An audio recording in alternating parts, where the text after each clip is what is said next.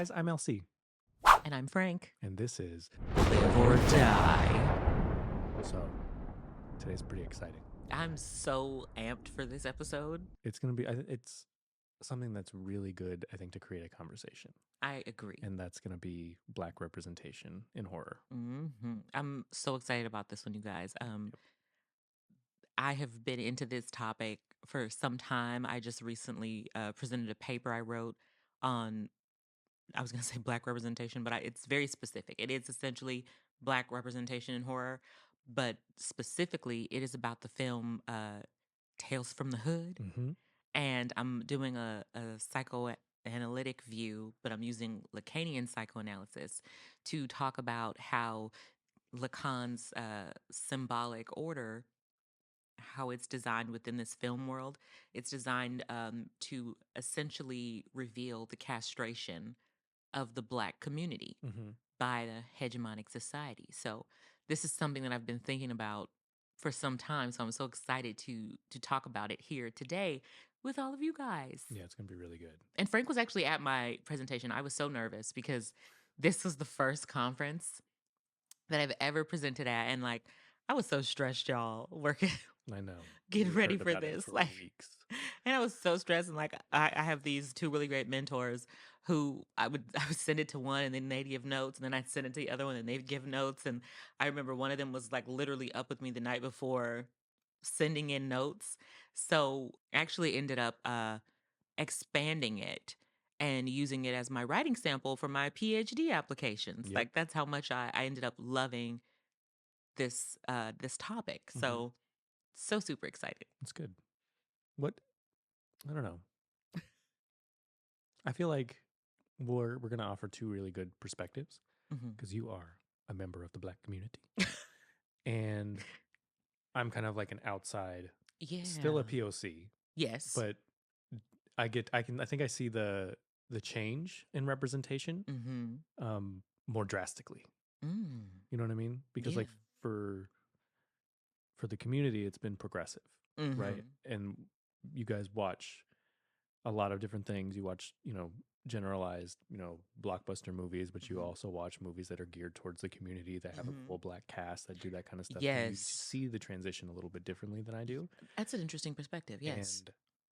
And I think we've gotten to a really good point where, I don't know, there's always going to be a problem because now it's like, oh, they're doing diversity for the sake of diversity. But it's like, no, they're allowing actors with good ability to enter roles they weren't allowed to before. Yes, yes. And I think that's a really good, kind of fun thing.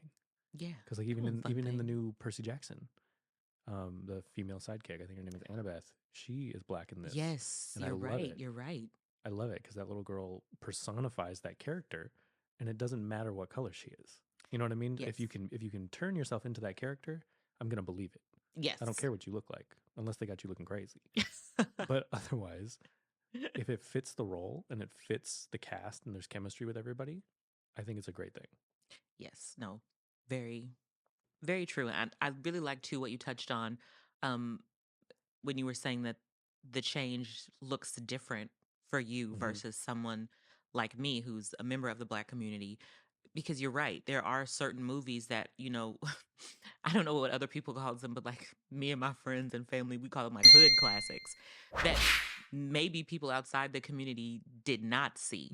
So the representation, it looks different for you. But even not like hood movies. Like no. Some of these movies aren't hood, but I still call them hood classics. Like if you grew up in the hood, you've seen these. Like that.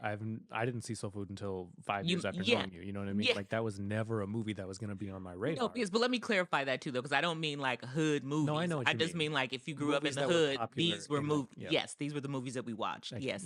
So they hood classics. We understood. Thank you. I just wanted to clarify. Y'all got any hood classics? Yes, send me your hood classics just in case. I'll watch those. I haven't seen it. There are some hood classics that I have not seen. Yeah. Like I've never seen Baby Boy, and I think we can call that a hood classic. But I have not seen that one. Okay. Yeah, so that's a hood classic that I have not seen. I feel like there were a lot of movies that you introduced me to because I hadn't seen Boys to the Hood or whatever. Is that what it's called? Boys in the Hood. Boys in the Hood. I hadn't seen that. I just watched that again recently. Fantastic film. Juice, I had never seen. That's crazy. Yeah. Bishop, my boy. Yeah. But like watching them, they're amazing. but that wasn't what was in your house. in our not in our house, but it wasn't like where I grew up. That wasn't what was at the front of the rack at Blockbuster, Makes sense. Yeah. and I didn't look for them either Yeah. because I didn't know Because they you didn't know existed. yeah, exactly. You didn't know to look for them. You bring up a great point though by mentioning my good friend Blockbuster. This is why we need a Blockbuster though, because I feel like some of the movies that I did ultimately find growing up. I'm going to stop you, and I'm going to give a rant to y'all. Physical media is vastly superior than streaming, and that is exactly why. It is, because movies like that, if they're lucky enough to end up on something, it's going to be like a Tubi. You know what I mean? Like where Don't it's knock free. Tubi No, I'm not now. knocking Tubi, but it's not going to be on a Netflix and in the top 10. Yeah. You know what I mean? So when you Unless it cements itself as a classic, Yeah. like a Boys in the Hood. Exactly. You'll see that there, but I know what you're saying. Like the lesser known ones, it's the blockbusters that kind of give them their time to shine. The Hollywood Video, the Casa Videos, Exactly. like It's those places that, when you're strolling looking for something like, oh, I want something new. Yep. That's where you find because those movies. There's this video store that's still there in Tucson, and it's called Casa Video. Love Casa and Video. you go in and they give you like a little bag of popcorn for As while you're you're looking walking around. yeah. They have posters, they have movies, they have everything, and it's so cool just to go, because for me, when I look at something on Netflix, like they always have like these, I feel like they downgrade their cover arts and just make them very simple and boring. But like the cover art on a Blu-ray or a Steelbook or anything, that's going to catch my attention regardless of what the movie's about. Yeah. And I'm more likely to give it a chance and try it, seeing it in front of me. It's so interesting that you mentioned the cover art, and I can talk about this now because this is the episode where I wanted to address cosmic horror. But I think the covers are so extremely important for the reason that you mentioned. It is kind of like your introduction to the film. Yeah. And I was extremely fortunate this past year to be on a research project with one of my mentors, Dr. Colleen Tripp. And we did a podcast episode for CSUN's Circa Queer Histories Festival. And it's a podcast series called Remnants of Resistance. And in our episode, we analyze Weird Tales pulp horror magazines against Christopher Pike's 1990s horror novels. Yeah. And we look and we analyze the cover and how those covers are all depicting cosmic horror. Because you have like, it's always a white woman and she's like looking up out into nothing. For those just listening, I'm looking up out into nothing. And the nothing to me this is how it all connects. That unknown horror is the societal other. And today what we're talking about, the societal other, would be the Black community. But in this particular episode with Dr. Tripp, we're covering all of others and how I think that is the draw to horror. And I think that's specifically what makes Black representation, or even just the Black audience member and that relationship with horror, so special, because it's all about that other, that this horror that you don't know and you don't understand. And historically, because of the nice hegemonic society that we live in, the other is always well, not always, but historically it has been a minority because we don't understand. We don't, we fear what we don't understand. I feel like now cosmic horror has really, like, if it's cemented, right? They're doing it. Cosmic horror is the theme. It has to be extraterrestrial, other dimension, because now, and I feel like horror, in order for us to be scared, right? Especially in society today, we see so many horrible things on the regular where, it's violence against each other, whatever it may be. And so now we've, as a society, become desensitized to the everyday human on human horror. So we need something farther from reality to scare us. Yes. And I feel like that is making it harder and harder to be really effective. And I think that's why in this moment in cinema history, supernatural horror is so big. To finish that thought on the otherness of horror, especially looking at cosmic horror, which I guess technically is Lovecraftian horror. And I don't know if any of y'all have read Lovecraft, but if they haven't, they should be ashamed. But I've read Lovecraft. a lot of Lovecraftian horror, you know, it kind of, is out there with It's like the very. racist, Mm-hmm. the sexist, and Yep. all that stuff. But all of that stuff, from a place of fear. Mm-hmm. And not understanding, or not even wanting to understand, or venture into understanding. And so I that's why I'm intrigued by the relationship of being Black and horror, because it's like, it's that sense of other. Like, even horror as a genre itself is not as respected as other genres. So it's It's like, not. That's why it's not even yes, wars. It's not anything. And it's like you exactly. can. And I always go back to Toni Collette in Yes, me too. Hereditary Me too. because that woman Deserved an deserved an Oscar. She Oscar for deserved an that Oscar. performance. She deserved all the awards. Yeah, and it wasn't even looked at. No, and I think that's why, when you go to these, like, these specialty horror cons, Mm-hmm. you see a lot of societal others there, and it's like, because this is our genre. Yep. This is for us. Yep. And I think you can look at that through And different. being afraid is universal. Absolutely. So it allows different people from different walks of life I was to I all was come just together. about to say that. Yes, like, even though, I technically maybe have two others, because woman, Black woman. Yep. But when I'm at one of these horror cons, like, there may be this man, this white man who Yep. is othered in some way. Maybe his income, wasn't Yeah. where everyone else, whatever. But we're bonding over this horror. Yep. And so I love how horror can bring and bridge all these gaps. And specifically looking at the the Black horror, because I keep just going off on a Yeah, you're tangent, good. so I'm so sorry. But specifically looking at Black horror, I think it's nice to kind of watch that transition Mm-hmm. from, like, being the comic relief to, and Get Out being the hero. Yeah. So recently I saw this really great horror documentary, Mm-hmm. and it was called, I want to get the name right because I want other people to check it out. It's on Shudder, my good friend Shudder. And it's called Horror Noir. Horror Noir. Horror noir. Thank you. A History of Black Horror. It's a fantastic documentary on literally the history of Black representation in horror. It has Tony Todd, it has Jordan Peele, Keith David, and they're basically just talking about their experience with Black representation in horror. And I know one of the things that they talk about was in one of the Dawn of the Dead movies. I'm not familiar with them. Do you remember the one where the black man was the hero? The first one, Yeah. Night of the Living Dead.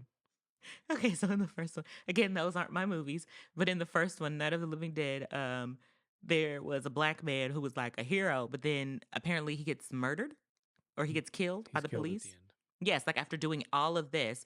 And I remember them talking about it, and I'm paraphrasing horribly here, but they were saying how it was just so crazy to see, like, yes, we got this black guy, he's doing everything, he's getting things done, and then the police just kill him, and like how it was kind of They don't conflicting. just kill him. He runs out of the house acting crazy, and they think he's a zombie, so they kill him. It's not like it was a social commentary on the injustices of white men towards black men, but in the movie, it was because they thought he was a zombie.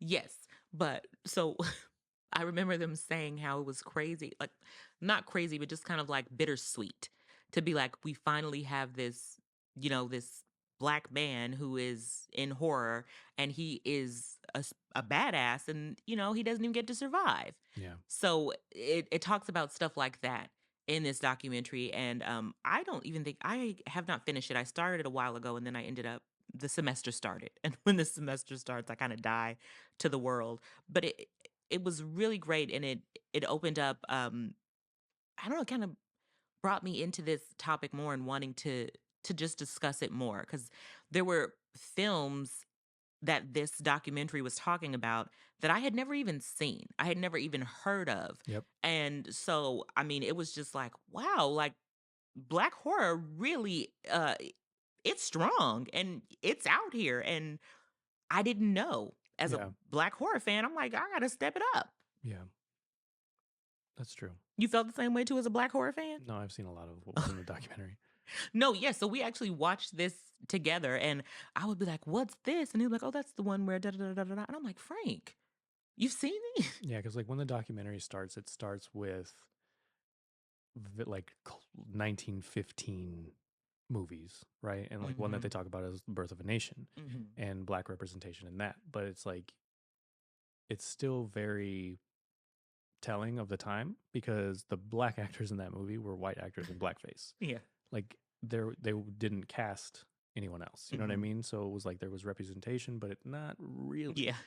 You know what I mean? And so, you know, it was black people in general, women. You know, you look at all that stuff in any kind of movie. It's like if women were there, it was just like the, oh, come in, be cute, and leave. It was, they were never the scientists, they were never the workers, they were never anything. They were just kind of there.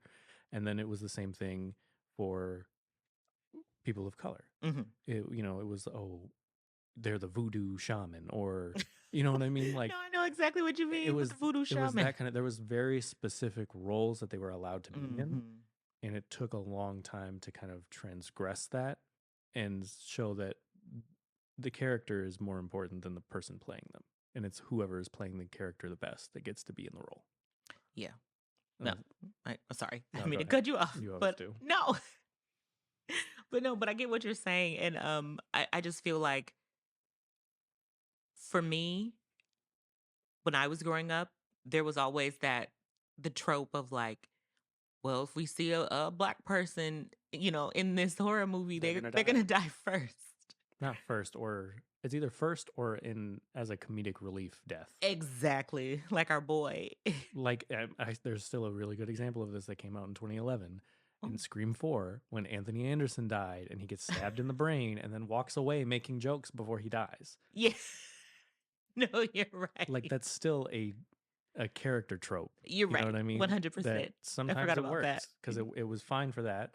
There was a Black character in Meg 2. I loved him too. So in the first one, he was actually also in Leprechaun Back to the Hood. It was, yes. First one, comic relief. Second one, still comic relief, but a more developed character with a different skill set. Absolutely, because he came with that little bag, that little designer bag, his Louis Vuitton bag, and he had everything in that little bag. I was so happy for him. Like, I was so thrilled for him in that movie. So, but like you said, you know, there's some growth. You know, he's not just funny now; he's funny and resourceful. Yep. So, you know, baby steps. Baby steps. Baby steps. But I mean, there was a big break. You know what I mean? Like there wasn't a lot of main films that were directed at anyone other than the mass audiences until about the 1970s when Blaxploitation started. Yeah, but the documentary gets into that as well. And so I have seen very few of those Black exploitation horror films. The only one that I saw, and I saw this like last summer because my dad was talking about how great this movie was. And I got to tell you guys, it may have been a great movie, but there are some extremely uncomfortable scenes in this movie. And my dad and mom were watching this with me and my brother. And there was like some weird, like rough sex scenes. And I was just like, yeah, I didn't want to watch it with them. That's fine. So I may give it another watch, you know, without them, because I couldn't take it in properly because I was just like, why is this still going on? When is this scene going to end?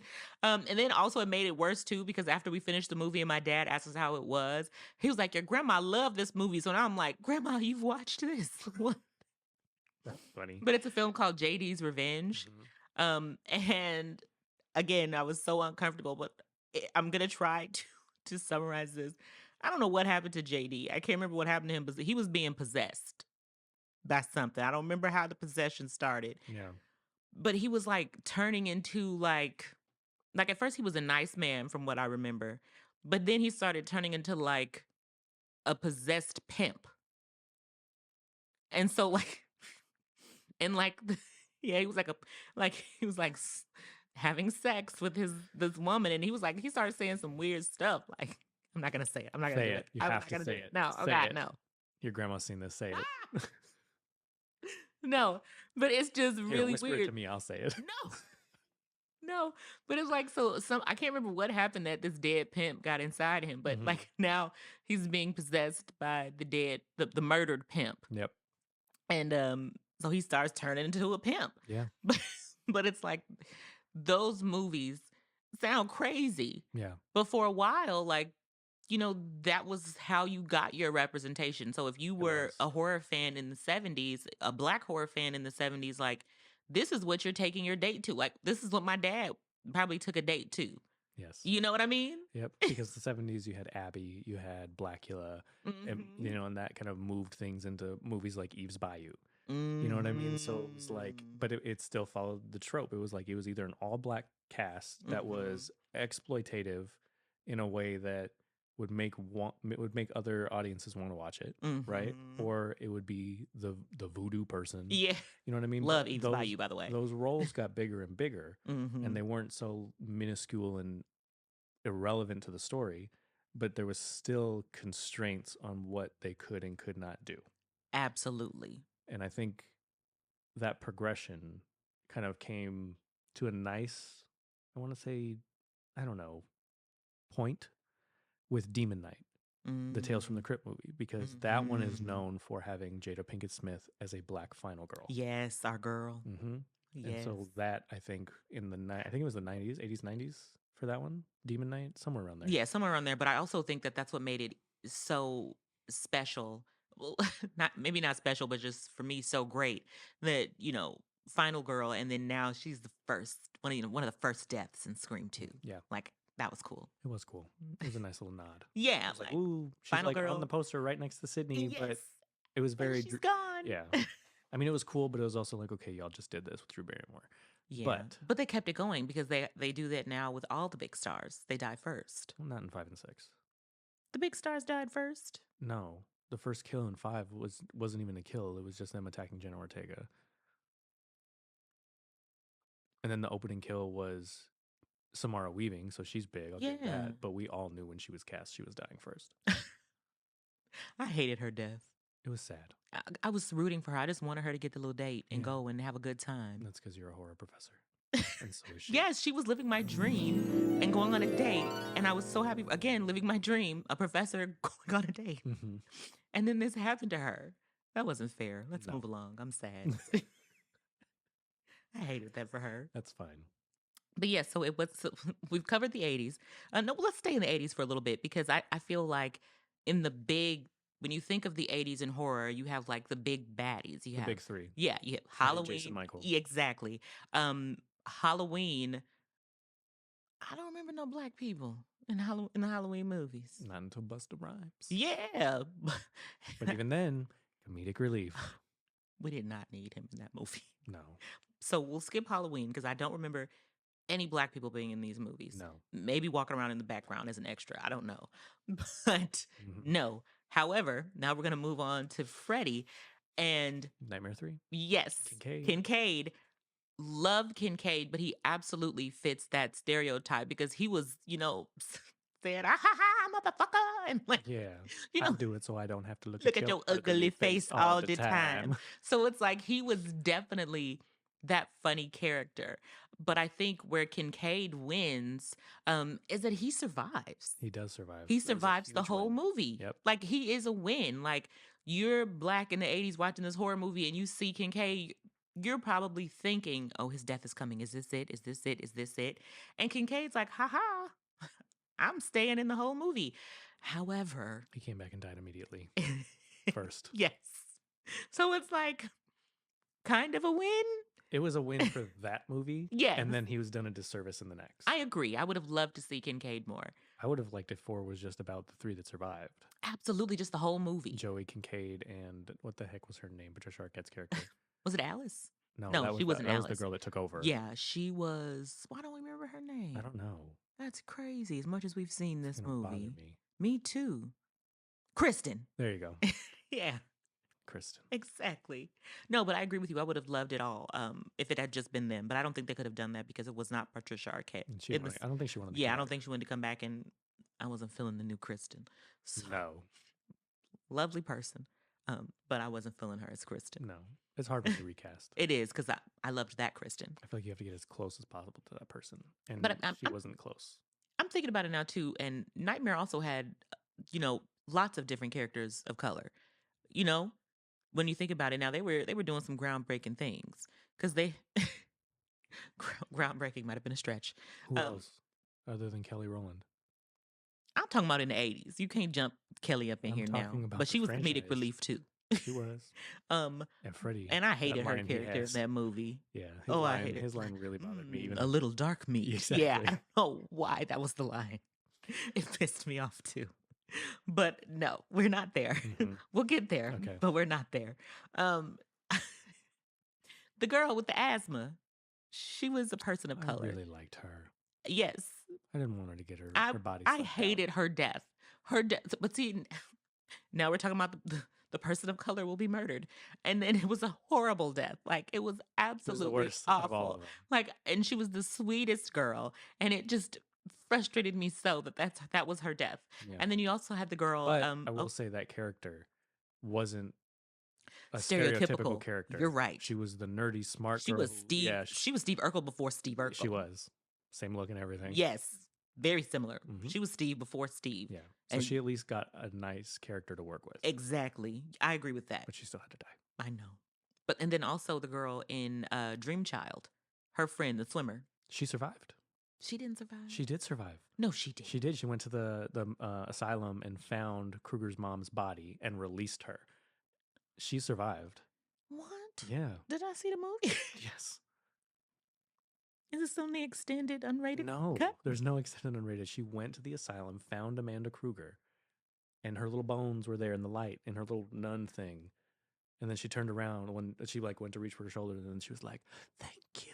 And then her little spirit went away. Whose spirit? What Amanda, because that's when Amanda went. Amanda? Amanda Kruger, Freddie's mom. No, I'm talking about the person of color in this movie, the woman, the girl. I'm telling you, that's what she was doing when she survived. Oh, Keep up. She left out Amanda Kruger. Yes. Okay. I got lost there. What? Yeah. This was in Dream Child. Yes. She released Amanda, and then Amanda was able to go into Alice's dreams and suck Freddie back in her belly like a little baby. I saw that. And that's how the movie ends. That's why Amanda was there. Freddie never saw her again, the black girl. I don't know why I thought she died. It's expected. Clearly, I didn't see this movie. Not enough.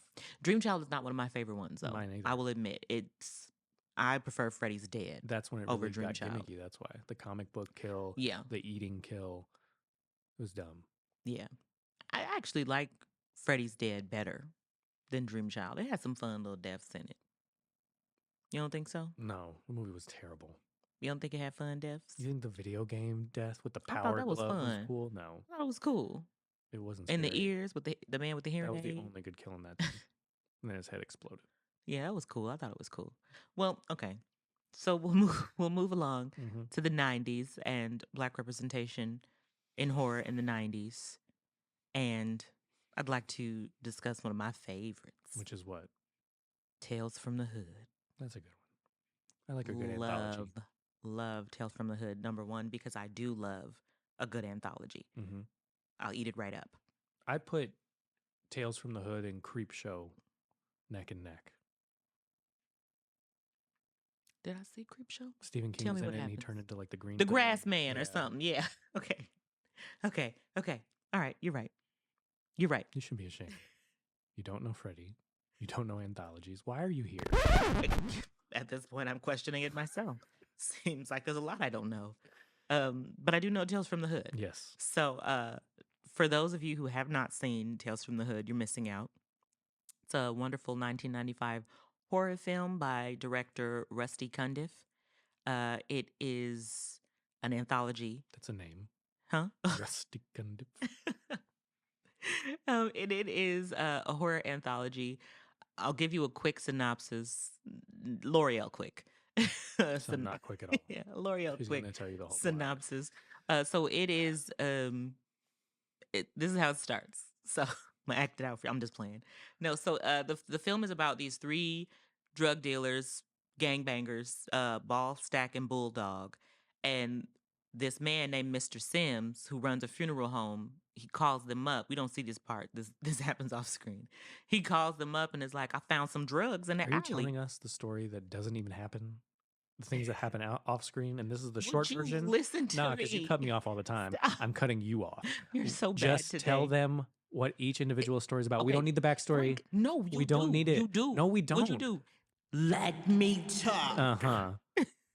So, Mr. Sims calls them up And he's like, I got some drugs that I found in the alley. Y'all looking to sell some drugs? You can buy these cheap off me and sell them. So that's the conversation as I imagined it had happened. So that didn't happen in the movie. So, okay, I'll stick to the facts. So Ballstack and Bulldog show up to the funeral home. It looks really creepy. It's nighttime. There is nothing else out here but the funeral home. They walk up to it. Nobody answers. And all of a sudden, Mr. Sims shows up looking crazy as hell, hair all over his head. And that's an iconic look, though. It is. I don't know why, but like the image of him always pops into my head. Always looking crazy. It's giving Bride of Frankenstein. It really is, that hair. Yeah. Yes. So he comes in there like, where's the stuff? And he's like, the stuff? And they're like, yeah, the drugs. Ah, yes, the drugs. And so he's just like really weird and eccentric. Can you and talks just give the synopsis? We don't need a reenactment. So they're trying to rush him along to get the drugs. And what happens is he's distracting them along the way. So they're walking to the drugs, and then there is a coffin open, and they're like, what happened to him? That's how he sounded. What happened to him? And so he tells them the story. The man who's dead's name is Clarence. Clarence was a police officer. I'm going to rush this up because Frank's over here huffing and puffing, but basically this police officer witnesses police brutality against a Black civil rights leader. And the white police officers end up murdering this man, and the Black officer did not intervene. So the civil rights activist, his zombie comes back and is like, Clarence. And so now Clarence is like, I gotta help you. And so long story short, he enacts his revenge. Clarence thinks, I've done it, I've helped him. And he's like, where were you when I needed you, brother? And so Clarence goes crazy and he dies. We don't know how Clarence dies. He's just dead now in Mr. Sims' funeral home. When we last see Clarence, he's in the insane asylum. That one's, I think, my favorite out of all the ones in the movie. Like, they were all good, but that one was so good. That one was great. That I watch that one sometimes just on its own. Me too. Like, I did. Yeah. When I wrote my paper, I only talked about 3, and that was one of the ones I talked about. So then they were still walking, living their best lives, and then they see these they see a body. We don't see the body yet until the end of the story. So in the story, there's a little boy named Walter. It's actually the young man from Soul Food, Ahmad from Soul Food. He's a little boy, and he's being abused by his stepfather. And his teacher, this is the one with the funny guy. Yes, David Allen Greer plays the abusive stepfather, and the teacher who intervenes is actually the director, Rusty Cundiff. And so he's telling him that a monster is doing this to him, and he draws pictures of this monster. So long story short, the teacher goes to the house, and the mom is like, no, everything is fine. He just is a boy, and he falls down and hurts himself. Ha, ha, ha, ha. And the mom is actually played by Paula J. Parker. And she's like, oh, he just hurts himself. But then David Allen Greer comes in the house, and it's clear he's the problem. Yeah. So they get to tussling. The principal, was that the motion? The tussling. They get to tussling, and David Allen Greer is fighting he's whooping the teacher's ass. Yeah, and the teacher got it. Ahmad, his name is Walter. Sorry, I called him Ahmad from Soul Food. Walter picks up the drawing of the monster that is doing this to him. And we now know that the monster is David Allen Greer's character, and so he bends the leg, and David Allen Greer's leg bends back, and he basically ends up crumpling up this piece of paper, and we literally see David Allen Greer crumpled up in his ball, looking crazy as hell. And then they set it on fire. David Allen Greer, we talked about comedic relief. Yeah. He has some hilarious line. I cannot recall it right now, but it's something like, fuck you, motherfucker, or something while he's in this ball, to show you he still ain't learning his lesson. Yeah. So that we find out that is the body that we see. It's like this twisted up skeleton that he showed them. Yeah. There's some other stories, but I'll jump to the final story because I think this is the most relevant. This is really important. It's actually the story of Crazy K, played by Lamont Bentley, or Hakeem from Moesha. Yep. And he is this prolific murderer. And he, we start off the movie with him going to do a drive-by on somebody that shorted him. And so he shoots this guy, then some other guys show up, and everybody's shooting everybody, and Crazy K gets shot. And all of a sudden, the police roll up, and he's like, damn, I'm saved by the popo, and he just Mm-hmm. hates this. So Yeah. now he's in jail, and this lady tells him, like, I want to put you in this experimental rehabilitation program. Yeah. So Experimental. yeah, so they start doing this, and you get some fantastic scenes here. Like, there's a scene with him, one of his cellmates is a Nazi, and there's a great conversation that he has with the Nazi where he's like ridiculing the Nazi, and the Nazi's like, well, what color were the men you killed? Mm-hmm. So, you'll be saved since you've been out here killing black folks too. Right. We'll make you a slave. Like, essentially tells him that. Yeah. And so you can kind of see him starting to get it after that conversation. I think the depth of the social commentary that movie had was prolific. Absolutely. And I don't use that word often, but also timeless. Boom. And that's why that movie holds up. Absolutely. Because it's like, to have that kind of conversation and put things into perspective, not only for people outside of the community, but people in the community, is such a huge deal. Absolutely. I feel like this is the Boys in the Hood of horror. Yeah, it really is. And people want to overlook it all the time because, like, the cover looks a little silly. The cover does look a little crazy. Very, You're right. very silly. But if you really kind of open your mind to understanding what it's about and not look at it as like, oh, this is just a horror movie, this one has a lot to say.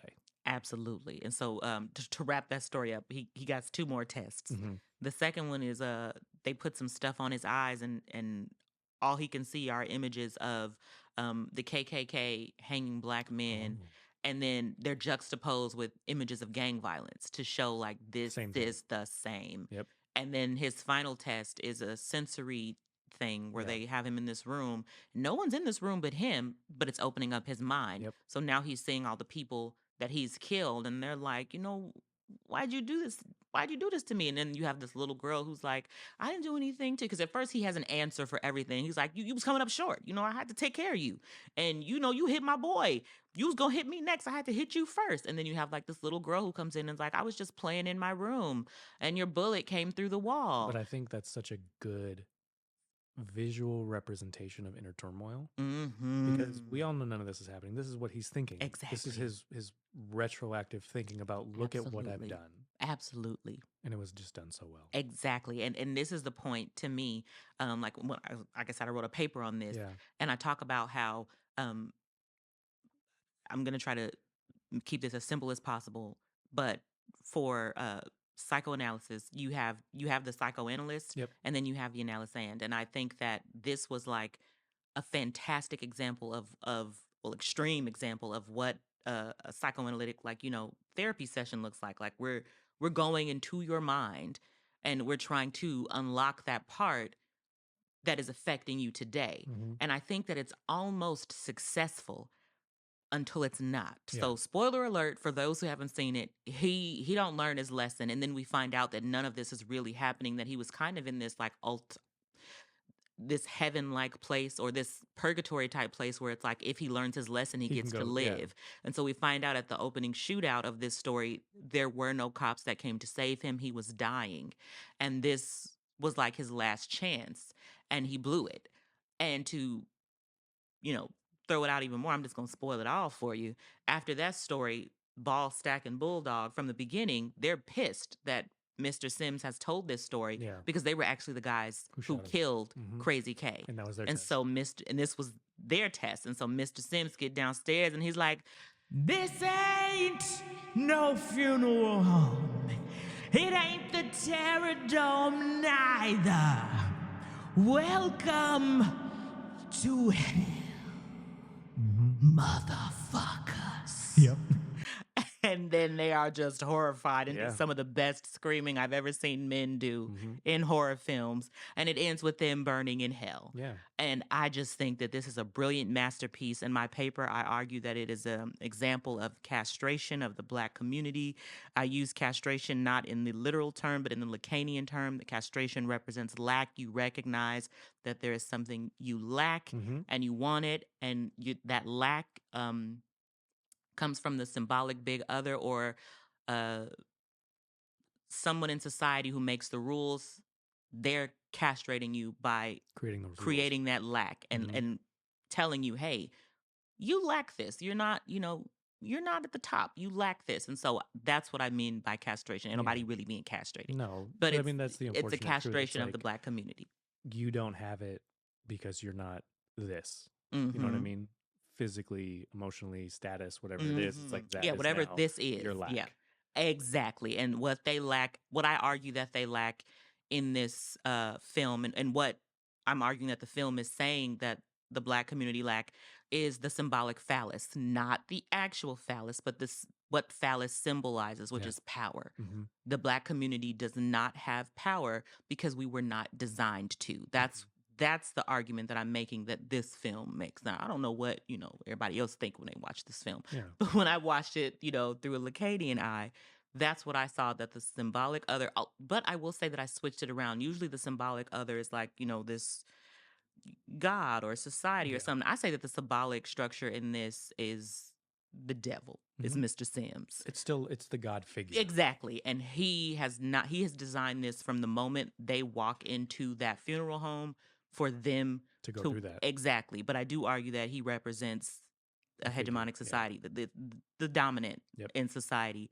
And it's just, there's so much I can do with this film. I want to I'm going to expand this paper just so y'all know, because right now I'm just looking at it through Lacanian psychoanalysis, but I also want to take a nice hermeneutical look at it, as well as do some deconstructing, and I'm just going to go to town on it. But it's a fantastic film to do that on, and to me, that's why it exemplifies. And also, too, and this may sound weird, I think I've told you this before, probably, but when I watch this movie, even though it's got the gang violence and all that stuff, there are people who complain oh, I feel like this kind of glorifies gang violence. I disagree with that, but some people do say that. But when I watch this movie, I don't know, but I feel a sense of pride that this film is Black made with a Black cast dealing with Black issues. Like every time I watch it, even when I'm watching, the gangsters drive through with their hood music blasting, I feel this sense of pride. Like, this is my culture. I love this for us. Yes. I don't know. It just makes me happy to watch I don't understand this movie.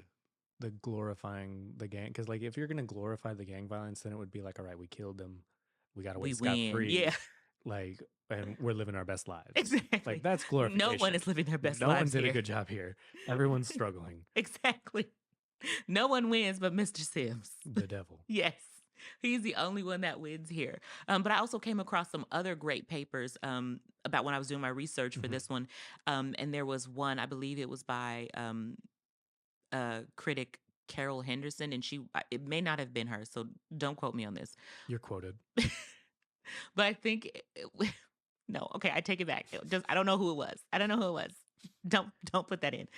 But I was coming across a paper arguing about African folklore and how it's represented within this film. And I'm not familiar with African folklore, but they were talking about how Mr. Sims represents the trickster. And I thought that was really cool. And that Dr. Cushing, that's also a character archetype. The trickster. As well, yeah. Yes. And so this particular critic was looking at that and was saying that Dr. Cushing represents the older, knowledgeable person who's trying to tell you can change your ways, and it's up to you to listen. So I just came across some great conversations about this movie. And to me, I feel this was just such a great moment in horror. It was. And I feel well, go ahead. I was going to say, unless I'm mistaken, I don't feel like we had a really great Black horror moment like this again until the Blackening. I was going to say until Get Out. You skipped over Get Out. I did. Yes, I know. Because, but again, I don't want to jump the gun, but I feel like Tales in the Hood was the perfect moment for Black horror, in my opinion, and we didn't get it again until Get Out. Well, Get Out, yes, but I look at Get Out differently because yes, it had a social commentary. Yes, it was kind of opening people's horizons to view things differently. But where it differed for me is, and why I go from Tales from the Hood to Blackening, is because it's a full Black cast.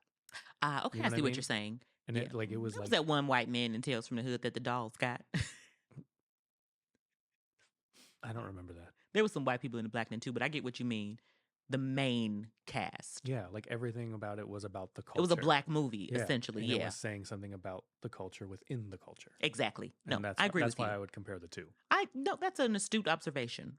Thank you. Very, very astute, because I get what you're saying, because even though Get Out was a social commentary about being Black in America, it was not a Black film like those where it took place in the Black. If we're gonna go Jordan Peele, then it has to be Us. Us, yeah.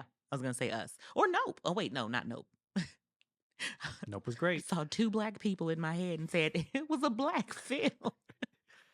Because like the two most important people that we see the most are two Blacks. Yeah, and then the sidekick, the two people that they add on to assist them. It was a nice swap.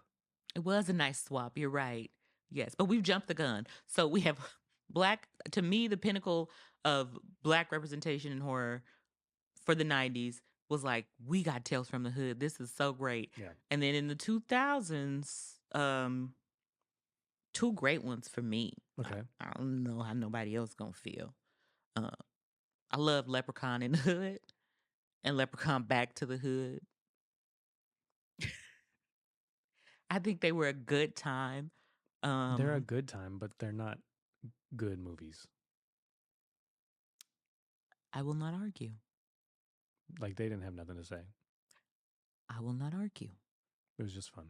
But that's important to me too, because it's like, why do we always have to make a statement with a Black horror movie? You know, why can't we just play around like the other ones?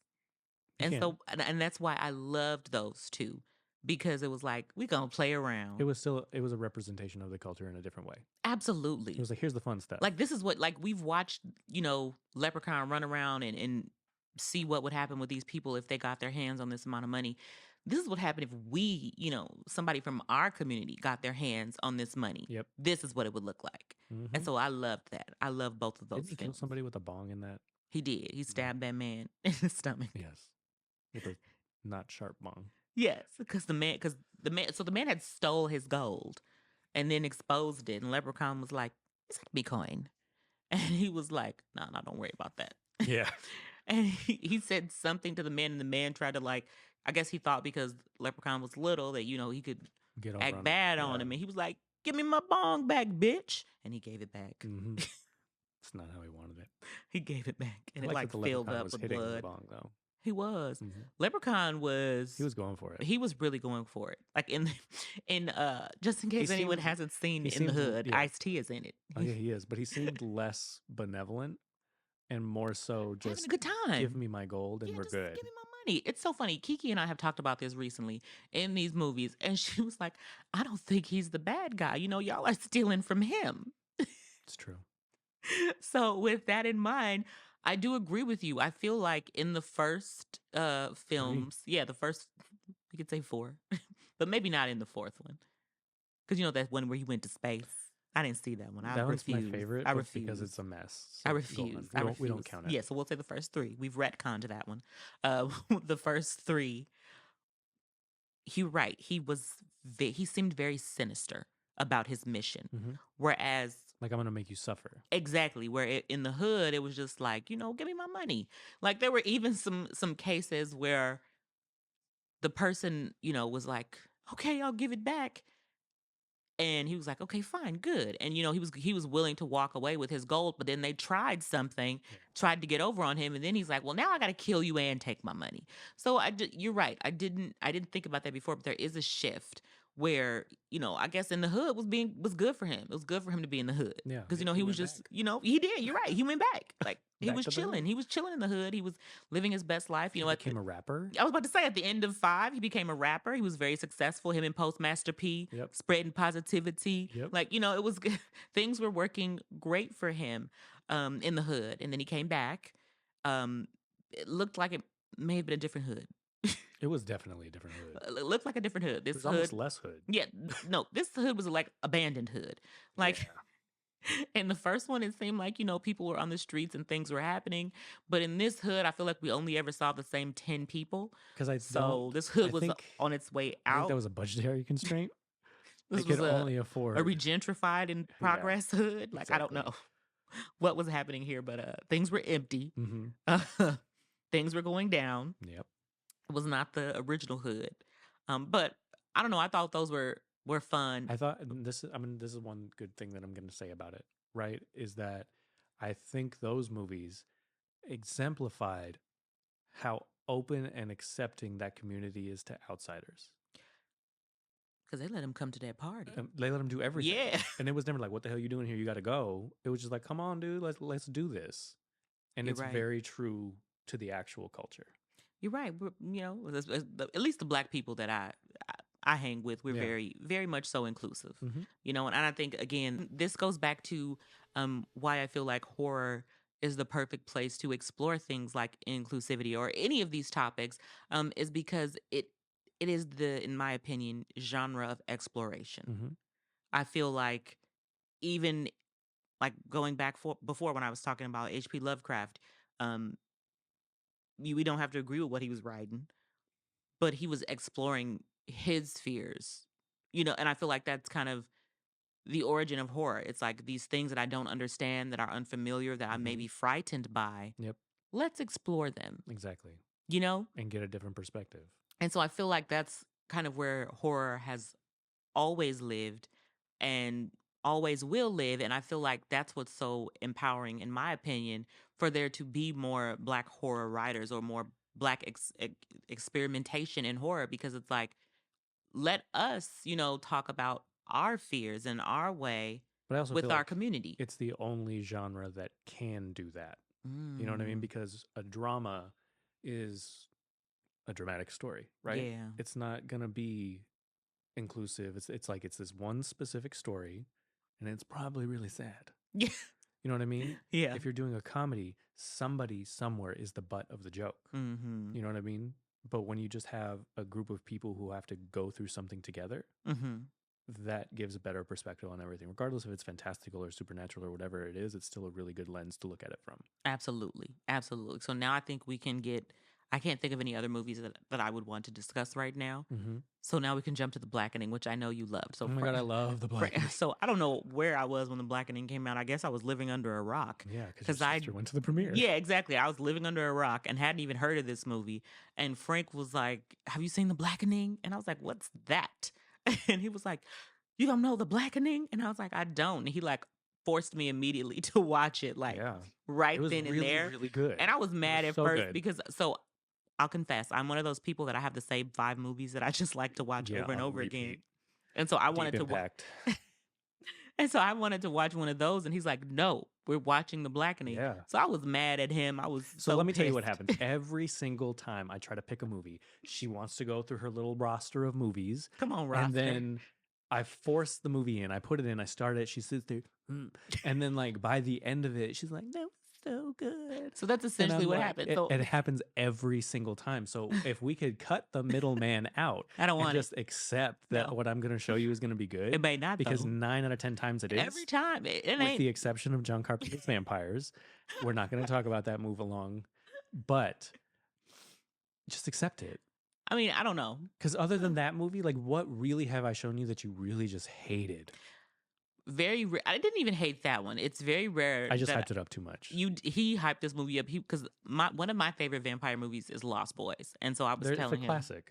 And I was telling him how I love that, and he was like, "It is a great movie, but if you want to see a real movie about vampires, movie. Like it's still that." He was like, "This is the best movie I've ever seen about vampires," and he was just really hyping it up. And like, I'm really into vampires, so I was like, "Oh wow!" I was like, "This is gonna be great." And this was like post Twilight time, so like I had a real longing and like fond memory of like real vampires, because like this movie has vampires, it has priests and like a little group that goes to hunt them, it has general vampires that can come into the sunlight. Like you see how cool he making it sound though. I mean, I could also make Ghosts on Mars sound cool. But when I watch this movie, so I'm ready for like a real vampire movie now. I'm like, this is great. I remember, I think we went to Pizza Moon and got us some pizza for this movie. Like we were ready for this movie, and he put this movie on. It was so campy and just like... I had to apologize halfway through. Like halfway through the movie, he looks at me because like I'm not going to tell him that I don't like his movie. So I mean, she's sitting there like this. I don't think like, I was know doing that she doesn't like it. I don't think I was doing that. But like all of a sudden, he just like looks over halfway through the movie and he's like, I apologize. And I laughed like he's laughing right now. And like we finished it, and it was like it wasn't like a bad movie. It's just it was like he made it seem like we were going into underworld. Yeah, I made it seem like it was the greatest, like most action-packed, like masterpiece of horror vampire cinema. And it's a fun, campy time. It's a fun time, yeah. If he would have told me this is a fun time vampire movie. I sent her in with the wrong expectation. He did. So that's my bad. That's like somebody telling you that you are going in to see, like, I don't know, the most... That's like someone telling you, you know, we're going to go watch Mean Girls, and then it's really Saltburn. Like, it's just so very different. That's an astute assumption. It's just so very different. And the Mean Girls didn't prepare you for Saltburn. So it's like that. I was ill prepared. So halfway through, you would be there like, like you would. I think halfway through, I was actually sitting there like, the fuck? For Saltburn. Yeah. I was like, what? And when I made them watch Saltburn, I had already seen it twice. And so the first time I watched it by myself, and then I watched it with Peter, and I watched his reaction, and then I watched it with y'all, and like I get so much enjoyment, and I don't know why, about seeing people like cringe at movie scenes. I was cringing. So like y'all know the scene I was cringing. It was given like all the life it needed to. I think I would like that's 6 hours of my life to Saltburn. I would like to pause the Saltburn conversation because I would like to do an episode on Saltburn because ain't nobody finna tell me Saltburn ain't no gothic horror. Yeah. So we'll do a special episode just for Saltburn because I have theories. Mm-hmm. I'm not mad at it. Yes. But so back to the Blackening. Yes. Love this film. So he had to drag me into this, kicking and screaming. I only agreed to watch because I was door dashing me some Red Lobster. So or maybe it was some kind of crab place. I think it was Red Lobster. It was Red Lobster. It was Red Lobster. That's how you do. Cheddar Bay biscuits. Yes. Thank you.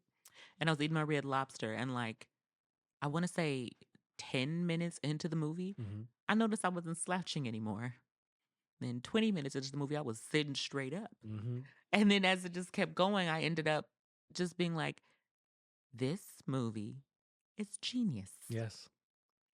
It's genius. Yep. Like, I almost wish there was a real The Blackening game because I would love to play this with my friends. That'd be kind of cool. I would love to play this with my friends. And also, I feel like also you answered like almost every question they had on that game.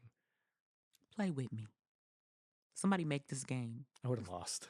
I was winning. I was dominating. I knew some things, but you did. Like, you knew some. Yeah, like a lot of it, I was just like, But I do want to say, I mean, well, that's, I think, good though, because right, they had to get rid of the blackest.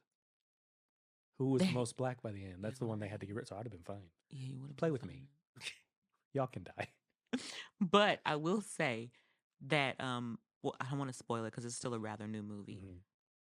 I agree with the killer's reasoning for killing. Yeah, I wasn't mad at it. Because Spades gets serious. It does get serious. It gets serious. Spades is no joke. I know how to play Spades, but there are certain people that I will not play She'll Spades step out, with. And then I have no partner. Because I'm not that serious. I'm not I'm like, this so is then fun. I have to go around the party. You want to play with me? She left me. You want to play? I don't play with serious Spades players because I'm not serious. I'm serious. Like, I'm just playing. I'm very competitive, though. Yeah, I'm just playing. Yeah, she's just there to have a good time. Yeah, I just think it's fun. I'm there to win. Yeah, no. Like, people get serious with the last time I played Spades, I played with my dad, Kiki, and Rennie. And me and Kiki were partners. That wasn't fair to Rennie. Or it wasn't fair to us. Wasn't fair to us because we lost, me and Kiki. Damn. We lost. Me and Kiki won. Well, good for Twice. You. Good for you. Good for you. Want a cookie? Like, yes. No, but yeah. So I agree with his reasoning. I understand. Yeah. But phenomenal film. I hear we're getting a sequel. I haven't heard that. Maybe I did. Maybe I made that up. I don't know. I don't know either. Y'all look. Tell us. Yeah. Tell us. Someone tell us if we're getting a sequel to The Blackening because I don't know. I'm actually torn. I was just going to say I really want one, but then at the same time, I don't know if I need one. Yeah. I'll watch it. I'll watch it, but I'll watch it, but I don't know if it's needed. So, I'm pretty sure you're going to give Tales from the Hood 0 stabs. So, 0. if you were to recast the Monster Daddy segment, who would you cast? Boys Do Cry is the name of the segment. Just the whole thing? You just do like the dad and So the teacher David and Allen the kid. Greer. Okay. All right. So if I was going to recast the segment Boys Don't Cry, I'm sorry, Boys Do Get Bruised. If I was to recast the segment Boys Don't Cry. Wasn't that a Hilary Swank movie? Okay. We were talking about it earlier, so it was in my head. But if I was to recast Boys Do Get Bruised, and this is like today, right? I think I want for the boy. I don't know no kid actors, so my son can play the role. Okay. My son AJ can play the role, and because he is half Hispanic, I think I would like his mom to be Manny from Degrassi. You're not allowed to recast anymore. It's too late. I'm doing it. So my son is the son. Manny from Degrassi is the mom. The mom. I think we're about the same age, so she's old enough to be his mother. Yep. Then for the man who's abusing her, I'm just gonna have a little Canadian cast because never mind. I don't know that man's name. I can't use him. For the father who's abusing her, I'm gonna say Trevor Jackson. I think he would do good in that role. Okay. And then for the teacher, the teacher man, I think the teacher man, I can't remember his name. The teacher man should be, I think. Oh my gosh, Tyler James Williams. Okay. I think that would be a good little cast. What about you? You said you think you got a good cast. Yeah. Okay, let's hear yours. This is just like a dream cast, and ages are changed a little bit. That's fine. I would want the girl who played Rue in Hunger Games as like a teenage daughter. Oh, so you're doing a whole recast. I want the teacher to be the main dad from Single Parents. I loved him. I want he was Jordan Cahill in the Disney Channel movie Stuck in the Suburbs, just so y'all know. I want the mom to be Nia Long. Oh. And I want the dad to be Idris Elba. I was thinking Idris Elba too, but when I cast Manny and all these other people, I was like, it can't be Idris because he's not the same age. But he would match with Nia Long and a teenage daughter. Yeah, he fits in yours. But I was thinking Idris originally for mine because too. He's always like this sexy, suave, cool, nice guy. And I think he would be a great teacher coming to the house, like, what's going on? Just so happy and like, hey, I'm just worried about the kid, and then gets his ass whooped. Yeah. Then by Idris. Idris fought a lion in that one movie. Get the hell away from me. Get the hell away from me. I think that's a great cast. That is a fantastic cast. Okay, I was going to ask you to rate The Blackening, but that's crazy because we both loved it and gave it 0 stabs in our heads already. So I think this actually rounds out this episode. It does. Yes, I mean, this, again, something I'm excited about. I'm going to continue writing about this. And I had fun sitting here and discussing all this with you. It was a really good time. It was good. If I had more time, I would have really went into depth and then Tales from the Hood stories. Just publish your paper. Let them read it. It's not ready. I know. 7 years. Yes, it's just fine. About. But all right, guys, thank you so much for tuning in. This was Live or Die. Special shout out to KeyTV for getting us here. Make sure you like, subscribe, follow, do all the good stuff, and make sure you comment. Yes. So we can talk to y'all. Yes. Because if you don't do it, I'm going to stop asking. Okay. Not threatening. I'll see y'all next time. Bye. Bye.